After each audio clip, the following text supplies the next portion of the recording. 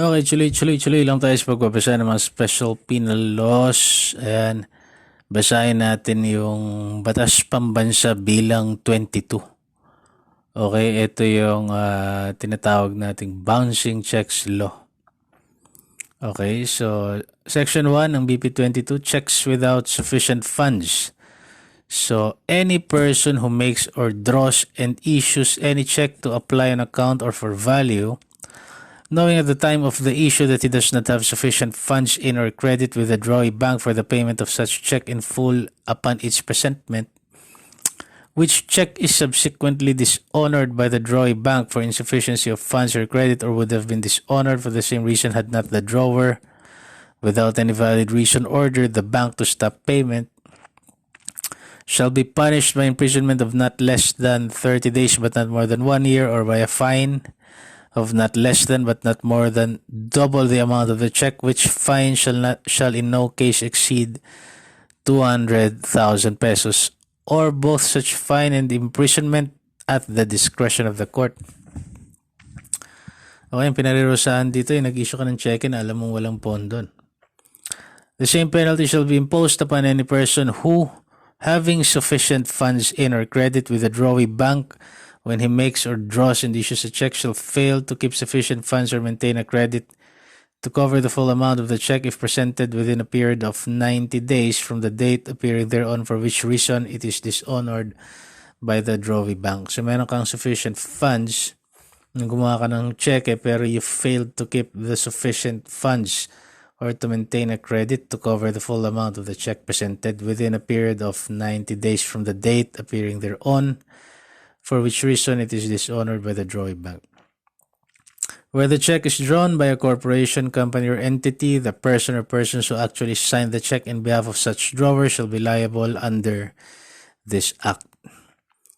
Okay, kawawa naman yung nagpirma, no? Kailangan siguruhin mo talaga. Section 2, evidence of knowledge of insufficient funds. Okay, hindi naman basta-basta wala ng pondo, ikukulong ka na.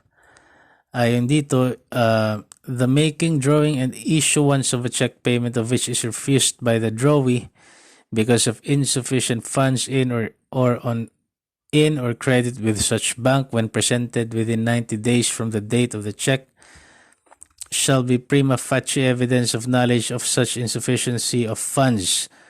Okay, so meron kang date doon sa check mo ng making, drawing, and issuance of the check payment. Within 90 days, walang laman yon. From the date of the check. Prima facie evidence of knowledge of insufficiency of funds na yon. O dili naman daw, or makes arrangement for payment in full by the drawee of such check within 5 banking days after receiving notice that such check has not been paid by the drawee. Ayan. Okay. So, i-rephrase lang natin yung pagkakasabi ko para mas malinaw, no?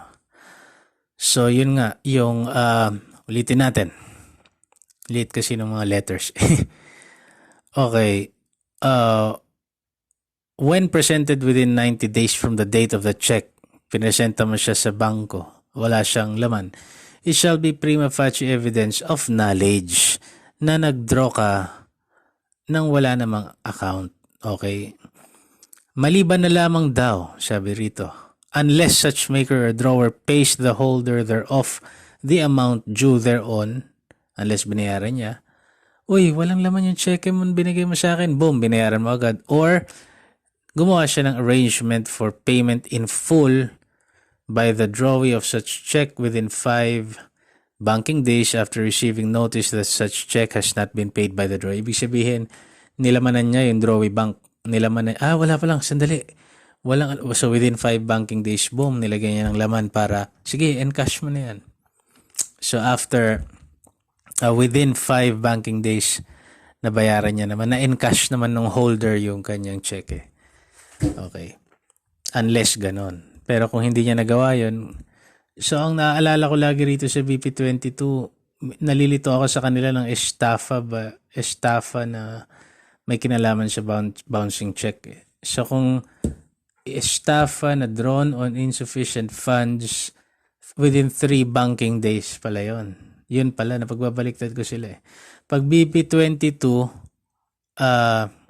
gumawa ka ng arrangement pero hindi ka nakapagbayad within 5 banking days, hindi mo nakaragahan yung checking account mo dun sa bangko within 5 banking days at hindi makapag-encash yung inisyuhan mo ng cheque.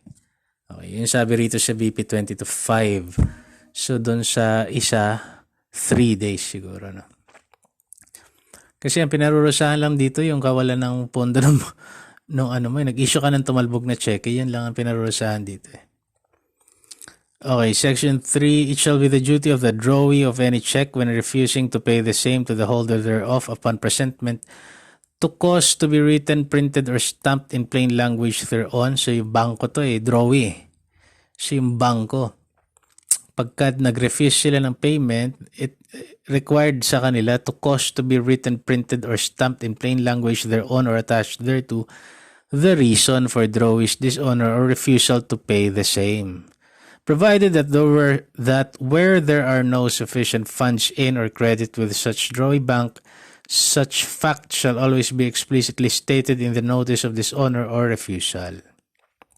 Okay. In all prosecutions under this act, the introduction in evidence of any unpaid and dishonored check having the drawee's refusal to pay stamped or written thereon or attached thereto with the reason therefore as aforesaid shall be prima facie evidence of the making or issuance of said check and the due presentment to the drawee for payment and the dishonor thereof, and that the same was properly dishonored for the reason written, stamped, or attached by the drawee on such dishonored check. Hirap magbasa ng putang inang language ng batas, eh, na? Okay. Notwithstanding receipt of an order to stop payment, the drawee shall state in the notice that there were no sufficient funds in or credit with such bank for the payment in full of such check, if such be the fact. Okay. Okay, so yun na yan. Yun ang BP22. Okay, magtungo na tayo sa RA9165, yung Comprehensive Dangerous Drugs Act of 2002. Siyempre meron ding definition of terms pero usually alam naman na natin to. Medyo familiar na tayo dito. Alam na natin na pinagbabawal yung to administer, which is an act of introducing any dangerous drugs into the body, kahit anong paraan ng pag-i-introduce mo. Yung board refers to the Dangerous Drugs Board. Okay. Okay. Centers, yung mga rehabilitation center yan. Chemical diversion. Ito yung sale, distribution, supply of legitimately imported in transit na mga essential chemicals. No? Okay. Yung mga drugs, familiar na tayo sa mga... And the lead agency when it comes to drugs is the PDEA. Pero basahin na lang natin yung Article 2, Unlawful Acts and Penalties. So, Section 4. So, yung importation of dangerous drugs and or controlled precursors and essentials.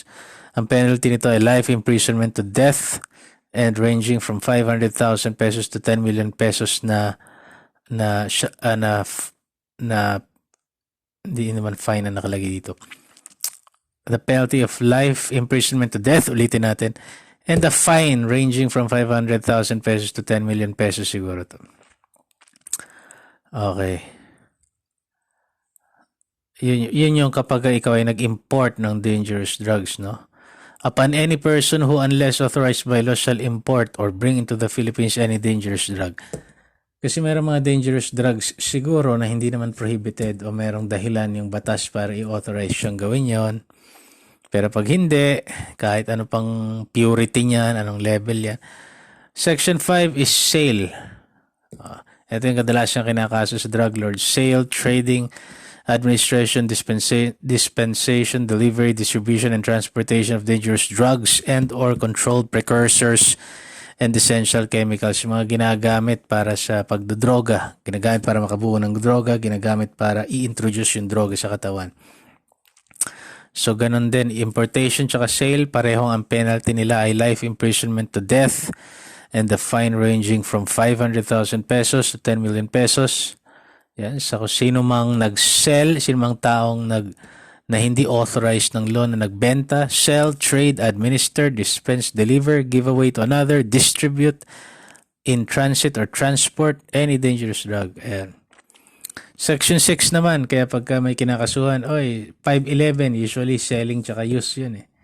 Kaya, sige, basahin na natin isa-isa. Section 6, maintenance of a den, dive, or resort na yung lugar kung saan ka drug den. Ayan, saan ka kayo jamming, no? Ganon din ang kaparusahan niya, no? 4, 5, 6, pare-parehong life imprisonment to death and a fine ranging from 500,000 pesos to 10 million pesos shall be imposed upon any person or group of persons who shall maintain a den, dive, or resort where any dangerous drug is used or sold in any form. Okay. Mas mababa naman ang kaparusahan, 12 years and 1 day to 20 years, and the fine ranging from 100,000 pesos to 500,000 pesos shall be imposed upon any person or group of persons who shall maintain a den, dive, or resort where any controlled precursor and essential chemical is used or sold in any form. Kahit na ano pang lugar yan, no? Section 7, employees and visitors of a den. Okay, kaya yung may kasabihan tayo, wrong place, wrong time, no? Kaya be careful kung sinong sasamahan nyo kung saan kayo pupunta. Pag nakatunog ka na o alam mong hindi maganda yung pupuntahan, alam nyo, huwag ka na pumunta ron.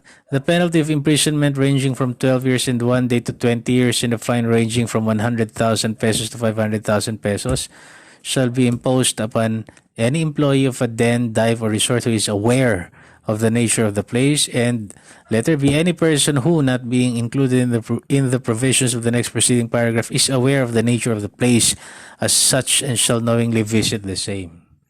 So, alam mo na, ay nako, choose your friends. Yan ang pinakamahalaga rito para hindi kayo mapahamak. It's better to be alone rather than mapahamak kayo, no? Section 8, manufacture of dangerous drugs and or controlled precursors and essential chemicals. So, mabigat din to. Life imprisonment to death din ito, katulad ng 4, 5, 6, no? And the fine ranging from 500 to 10 million, parehas din to, no? Okay, Section 9, illegal chemical diversion of controlled precursors and essential chemicals. So 12 years and 1 day to 20 years, and the fine ranging from 100 to 500,000 pesos shall be imposed upon any person who, unless authorized by law, shall illegally divert any controlled precursor and essential chemical. Section 10, okay, manufacture or delivery of equipment, instrument, apparatus, and other paraphernalia for dangerous drugs and for controlled precursors and essential chemicals.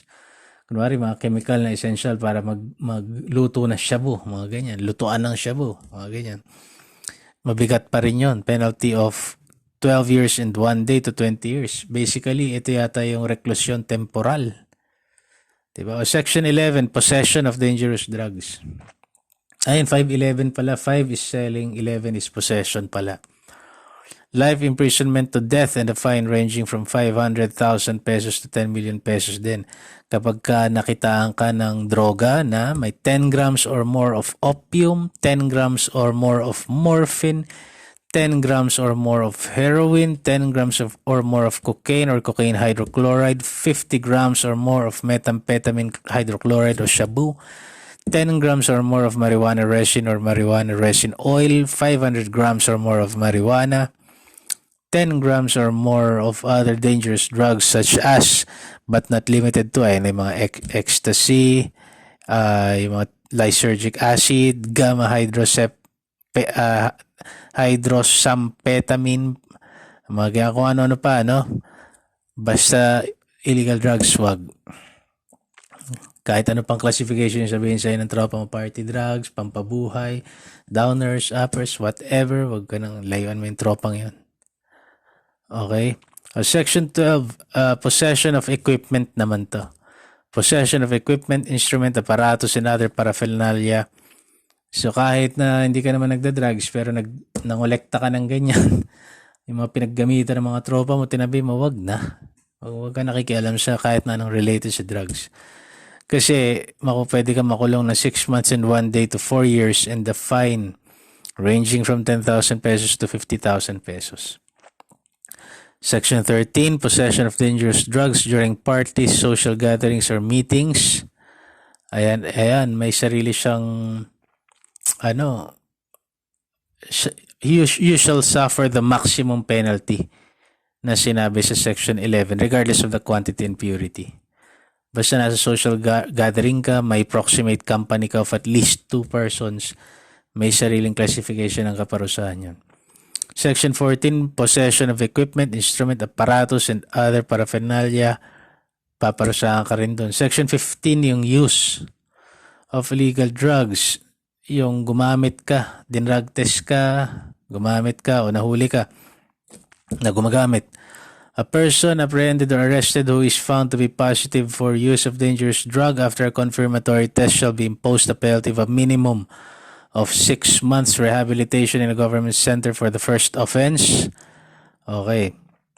Kung napangalawahan ka na for the second time, you shall suffer the penalty of imprisonment ranging from 6 years and 1 day to 12 years and the fine ranging from 50,000 to 200,000 pesos. Okay. Pero hindi yun applicable kapag may possession sa'yo na lagpas dun sa mga nabanggit sa Section 11 natin. Lumagpas 10 grams of opium yun, 50 grams of shabu, possession na. So reclusion, ano na ulit yung kaparusahan doon? Reclusion perpetua to death. Bigat, no? Okay. Cultivation or culture of plants classified as dangerous drugs, mabigat din yan. Nagtanim ka, nagplantasyon ka ng marijuana. The penalty of life imprisonment to death and the fine ranging from 500,000. So mabibigat ito. Mabibigat lagi yung mga section 4, 5, 6, yung mga nagme-maintain ka ng drug din, nag-i-import ka, nagbebenta ka, may possession ka na mataas, yung for 10 grams, 50 grams of shabu, 10 grams of marijuana resin, mga ganyan. Yun yung mabibigat kasi reclusion perpetua to life. Can you imagine? Section 17, maintenance and keeping of original records and transactions on drugs and or controlled precursors and essentials. Ito, nagkikip ka na lang ng record, may kulong ka pa. From 1 year and 1 day to 6 years. And the fine ranging from 10,000 pesos to 50,000 pesos. Anything, di ba, na may kinalaman sa droga? Unnecessary prescription of dangerous drugs. Reclusion temporal to. 12 years and 1 day to 20 years. Unlawful prescription of dangerous drugs. Mabigat din. Life imprisonment to death and the fine ranging from 500,000 to 10 million pesos. Pucha, makukulong ka na. Babayad ka pa ng ganong kahalagang fine. Kung wala kang ganong cash sa bangko, i-attach pa yung bahay mo. Wala ka pang ipapamana sa pamilya mo, di ba? Okay, Section 20 is the confiscation and forfeiture of the proceeds of instruments of the unlawful act. So including the properties or proceeds derived from the illegal trafficking of dangerous drugs and or precursors and essential chemicals. Okay. Sabi rito, after conviction in the RTC, in the appropriate criminal case filed, the court shall immediately schedule a hearing for the confiscation and forfeiture of all the proceeds of the offense and all the assets and properties of the accused either owned or held by him or in the name of some other persons if the same shall be found to be manifestly out of proportion to his or her lawful income. Okay. During the pendency of the case in the RTC, no property or income derived therefrom which may be confiscated and forfeited shall be disposed, alienated, or transferred, and the same shall be in custodia legis, and no bond shall be admitted for the release of the same. Okay, ito naman yung mahalaga rito, Section 21, kasi ito yung chain of custody, kung di ako nagkakamali. Custody and disposition of confiscated, seized, and or surrendered dangerous drugs, plant sources of dangerous drugs, controlled precursors and essential chemicals, instruments, paraphernalia, and or laboratory equipment. Okay, yung sinasabi lang naman dito, yung disposition nila in this following manner. Okay. Unang-una. Okay. Ang sabi niya rito, the PIDEA shall take charge and have custody of all dangerous drugs, plant sources of dangerous drugs, controlled precursors, and essential. Pero sa ngayon kasi, nakikita ko marami police eh. Police pa rin ang nagda-drug operate. So basta susundin nila yung manner na sinasabi dito sa Section 21, which is number 1, the apprehending team having initial custody and control of the drugs shall immediately after seizure and confiscation physically inventory and photograph the same in the presence of the accused or the persons from whom such items are confiscated immediately ang sabi. So kung pumasok kayo sa drug den, doon mo siya immediately picturean, physical inventory in the presence of the accused, in the presence of the accused, okay, or his or her counsel, a representative from the media and Department of Justice, and any elected official, barangay official yan kadalasan. So minsan kasi wala naman siyang and or naman yan eh. So kadalasan wala naman kasamang abogado yung pag nahuli. So ang sinasabi lang dyan, representative from the media, DOJ representative, and elected public official. Usually, mga barangay officials yan. After na nangyari yun, within 24 hours upon confiscation or seizure of dangerous drugs, plant source, whatever, the same shall be submitted to the PIDEA Forensic Laboratory for a qualitative and quantitative examination. Pero kung may forensic, pag police ang nag-operate, pinapasa yan dun sa forensic ng police naman. Within 24 hours yun. Okay. Pero maalala ko lang, sabi niya, immediately after seizure and confiscation, physically inventory. Pero kung magkakagulo doon sa lugar, kung saan nangyari yon, may legitimate reason ka para hindi ka immediately inventory at picture doon sa lugar, to the nearest police station. Yun ang alam ko ha. Pagkakaalam ko. Ayon sa jurisprudence. Okay.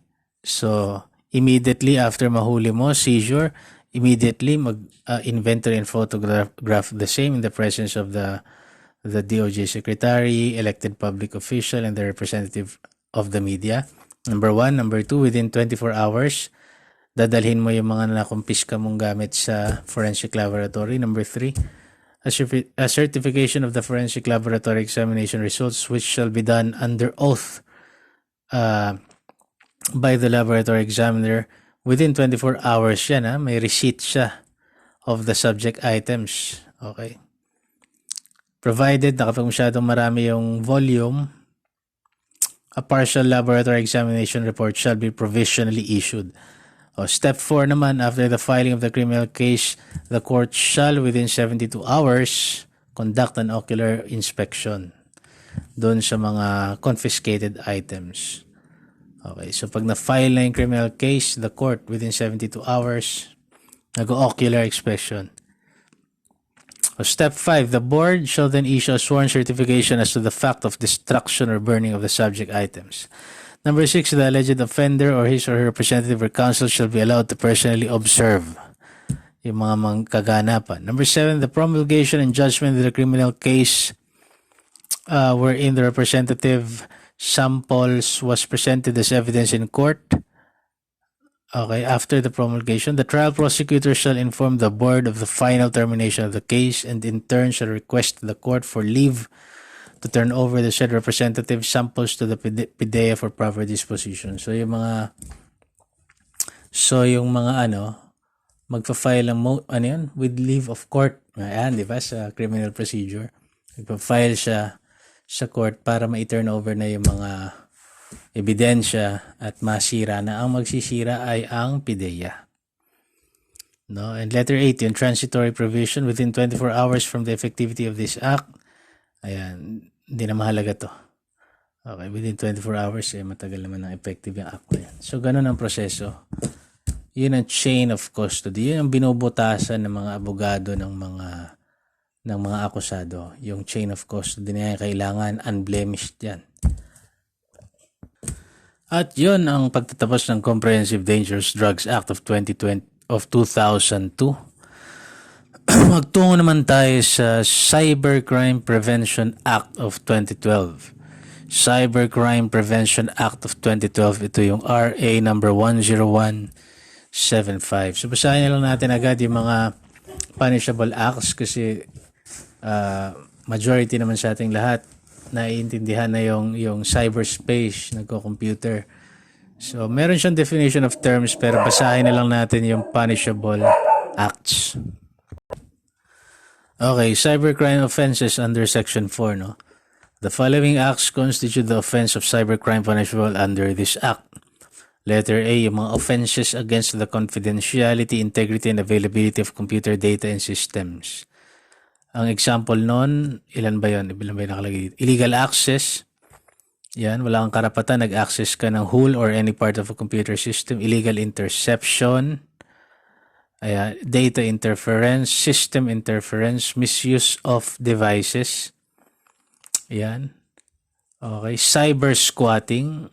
Cyber squatting is the acquisition of a domain name over the internet in bad faith to profit, mislead, destroy your reputation, and deprive others from registering the same if such domain is similar, identical, acquired without right, or with intellectual property interests in it.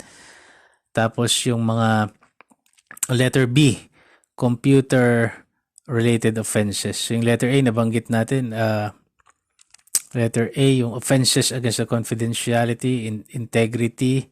Letter B, computer-related offenses like computer-related forgery, yung mga input, alteration, or deletion of any computer data without right. Okay.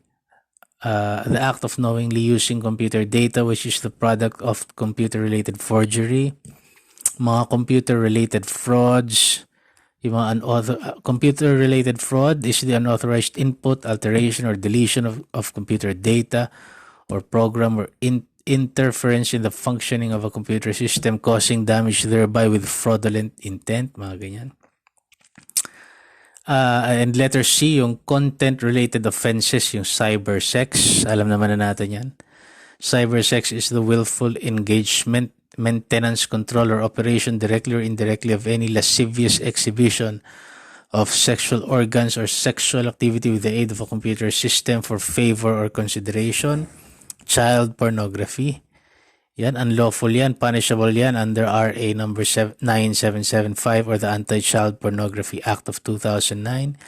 Unsolicited commercial communications. And libel. Meron na tayong cyber libel. The unlawful or prohibited acts of libel as defined under Article 355 of the Revised Penal Code as amended, committed through a computer system. So libel committed through a computer system or any other similar means. So kung nag-post ka sa Facebook, cyber libel yan. And other offenses. Yan. Aiding or abetting in the commission of cybercrime, attempt in the commission of cybercrime, all crimes defined and penalized by the Revised Penal Code as amended and special laws if committed by, through, and with the use of information and communications technologies shall be covered. So kahit anumang krimen na nakalagay sa Revised Penal Code, ginawa mo sa cyberspace o ginawa mo siya committed through the use of information and communications technologies ay covered ng paglabag dito sa Cyber Crime Prevention Act of 2012. Okay, magtungo naman tayo sa isa pang special penal law, yung new Anti-Carnapping Act of 2016, no? RA number 10883. New Anti-Carnapping Act of 2016. Kasi wala namang carnapping sa RPC, o kung meron man, hindi ko na lang maalala. Pero ang carnapping kasi is basically theft of motorized vehicles. Yun ang elemento niya, theft, unlawful taking. Basahin na lang natin. Section 3 ng Anti-Carnapping Act. Carnapping is the taking. Yan. Pareho sa theft. Carnapping is the taking with intent to gain of a motor vehicle. Ang kataong motor vehicle nga lang yung kinuha mo. Belonging to another without the latter's consent or by means of violence against or intimidation of persons or by using force upon things. So carnapping is parang pinaghalong elemento ng theft and robbery kasi may robbery with force against things and yung violence and intimidation and yung unlawful taking. So lahat yun carnapping. Kunwari, kinuha mo lang yung kotse, magaling kang magnanakaw, kinuha mo siya nang wala nasaktan, nakapark dyan, ninakaw mo, carnapping yun. Unlawful taking. Kinuha mo yung sasakyan sa pamamagitan ng sinuntok mo yung tao, tinakot mo, tinutukan mo ng baril, tinangay mo yung sasakyan, carnapping yun. O with force upon things, binasag mo yung salamin, may sinira kang ganito para makuha mo yung kotse, matakbo mo, that is carnapping. So, yung elemento ng robbery at theft, tapos ang subject property is a motorized vehicle. So, any person who is found guilty of carnapping shall, regardless of the value of the motor vehicle taken, be punished by imprisonment for not less than 20 years and 1 day but not more than 30 years when the carnapping is committed without violence against or intimidation of persons or force upon things, and by imprisonment for not less than 30 years and 1 day but not more than 40 years when the carnapping is committed by means of violence against or intimidation of persons or force upon things. And the penalty of life imprisonment shall be imposed when the owner, driver, or occupant of the carnapped motor vehicle is killed or raped in the commission of the carnapping. Bigat itong carnapping na ito. Huwag niyong gagawin to. Pucha, 30 years. Not less than 20 years to 30 years, no? Any person charged with carnapping or when the crime of carnapping is committed by criminal groups, gangs, or syndicates, or by means of violence or intimidation of any person or persons or forced upon things, or when the owner, driver, passenger, or occupant of the carnapped vehicle is killed or raped in the course of the carnapping shall be denied bail when the evidence of guilt is strong. Considered heinous crime, no? Mataas na uri ng krimen, ano? Section 4, yung concealment of carnapping. Yung krimen na concealment of carnapping. Any person who conceals carnapping shall be punished with imprisonment of 6 years up to 12 years and the fine equal to the amount of the acquisition cost of the motor vehicle engine, or any other part involved in the violation. Okay. Provided that if the person violating any provision of this act is a juridical person, the penalty herein provided shall be imposed on its president, secretary, or members of the board of directors or any of its officers and employees who may have directly participated in the violation. Any public official or employee who directly commits the unlawful acts defined in this act or is guilty of gross negligence of duty or connives with or permits the commission of any of the said unlawful acts shall, in addition to the penalty prescribed in the preceding paragraph, be dismissed from the service and his or her benefits forfeited and shall be permanently disqualified from holding public office. So kung ikaw ay public officer, police ka, kunwari, LTO ka, o highway patrol ka, police, ganyan, nakikunive ka rito, ay mabigat na nga yung kulong mo, tanggal ka pa sa serbisyo, forfeited ang benefits and permanently disqualified from holding public office. Okay, magtungo na tayo sa isa pang special penal law. Ang usualing kakambal nito ay yung vouchy law o yung 9260, diba? Itong 7610. RA7610 o yung Special Protection of Children Against Abuse, Exploitation, and Discrimination Act.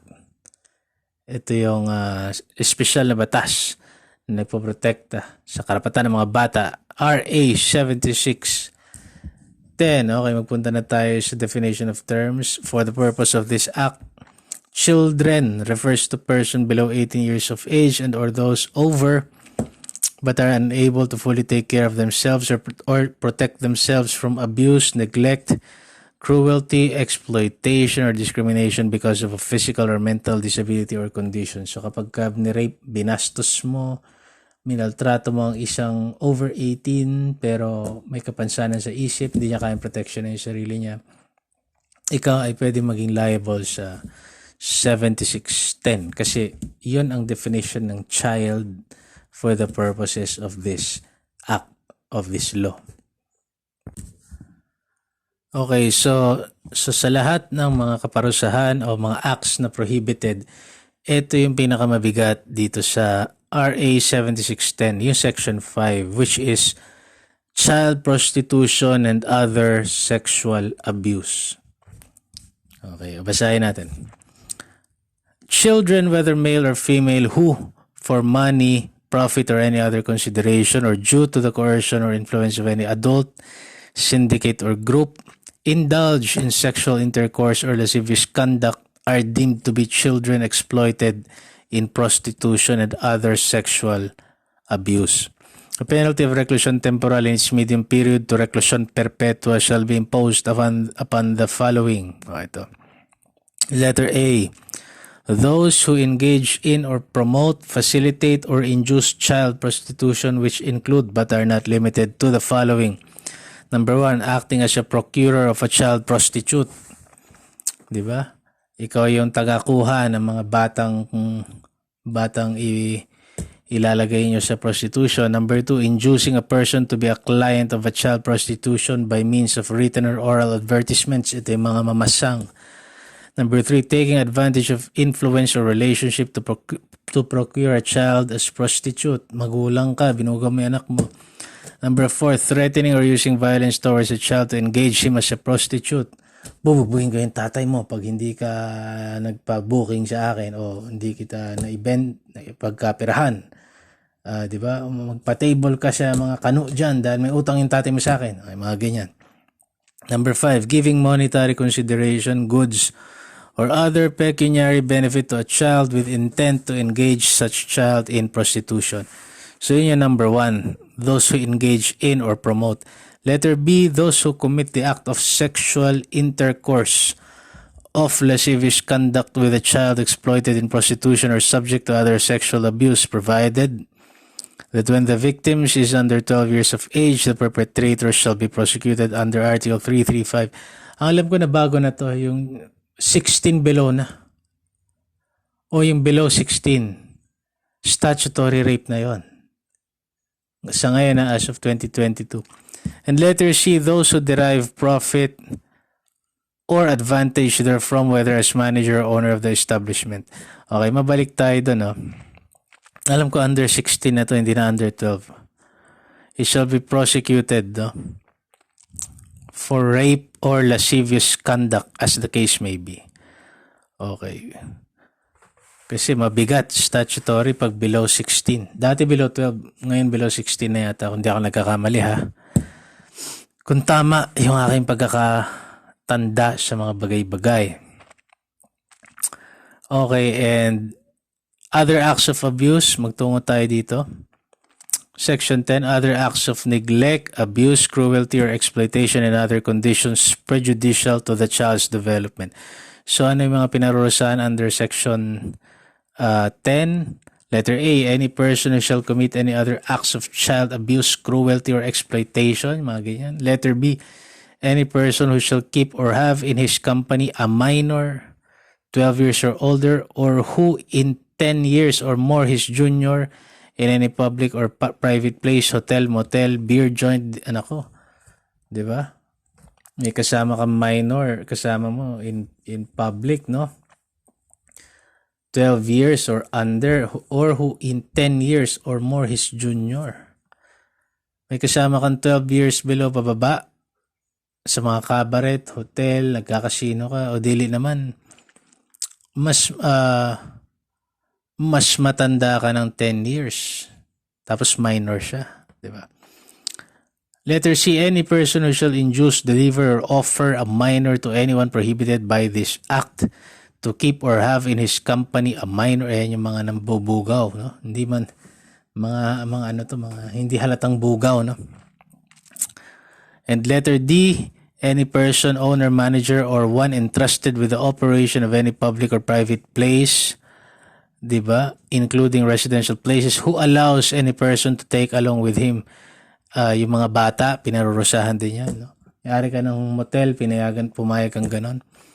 And letter E, any person who shall use, coerce, force, or intimidate a street child or any other child to beg or use begging as a means of living, act as conduit or middleman in drug trafficking or pushing, and conduct any illegal activities. Yung tatlong yun. Shall suffer the penalty of prison correctional in its medium period to reclusion perpetua. Diba? Bigat, no? So, yun ang ating RA number 7610. Okay, at ang final na special law natin na babasahin ngayon ay yung PD number 1689, Presidential Decree number 1689, which is yung swindling by syndicate. Okay? Nang ESTAFA ka, pero ang nag-carry out ng pang-ESTAFA ay isang sindikato. Okay, so basahin lang natin. Maikli lang to. Section 1. Any person or persons who shall commit estafa or other forms of swindling as defined in Article 315 and 316 of the Revised Penal Code as amended shall be punished by life imprisonment to death if the swindling or estafa is committed by a syndicate consisting of 5 or more persons. Ayon.